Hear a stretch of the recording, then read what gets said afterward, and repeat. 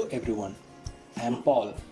I am here to assist you in learning spiral model in software engineering. This video presentation is for demonstrating the spiral model, which is an important software development lifecycle model. It is also called as software development process. SDLC is a framework which defines tasks performed at each step in the software development process. It is a model which supports risk management and has 4 phases. That is, planning, risk analysis, evaluation engineering. It is iterative in nature, which consists of requirement gathering, risk analysis, coding, testing, and project evaluation. Now, let's have a look at the diagram. As we can see the diagram, it looks like a spiral with many loops, which consist of prototype, requirement gathering, risk analysis, coding, testing, project evaluation, and the number of loops may vary for each project according to its requirements. Following, we can see 4 phases are represented as 4 quadrants. Let's look in detail on the diagram. We can see each loop is a separate development process and 4 phases is repeated for each loop as we mentioned. Let's look at each phases in detail. The first phase is planning phase.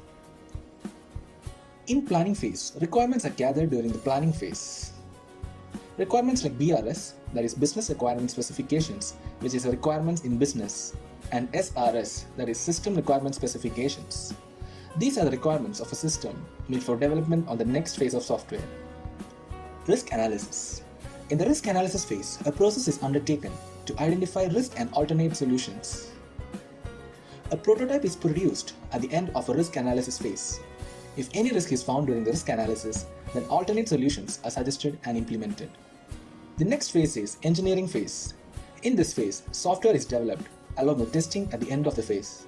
Hence, in this phase, the development and testing is done. In this phase, the programs are developed and integrated to form a software. And the last phase is evaluation phase. This phase allows customer to evaluate the output of the project to date before the project continues to the next spiral. This stage evaluates whether the project is going as per as planning or not. It evaluates whether the objective set at the first stage has been achieved or not. As every coin has 2 faces, let's give a look at the advantages and disadvantages. The advantages are, in risk analysis, we are able to analyze the risk from all perspectives. In customer interaction, it involves more customer interaction. It is suitable for large projects. Adding new features is easier and we can add more features to existing products. Now, some of the disadvantages are, it is costly and it may have more cost compared to another models. Infinite spirals are a spiral which more behave like a loop and it may consume more time. It is not suitable for small projects. They are mainly for large projects.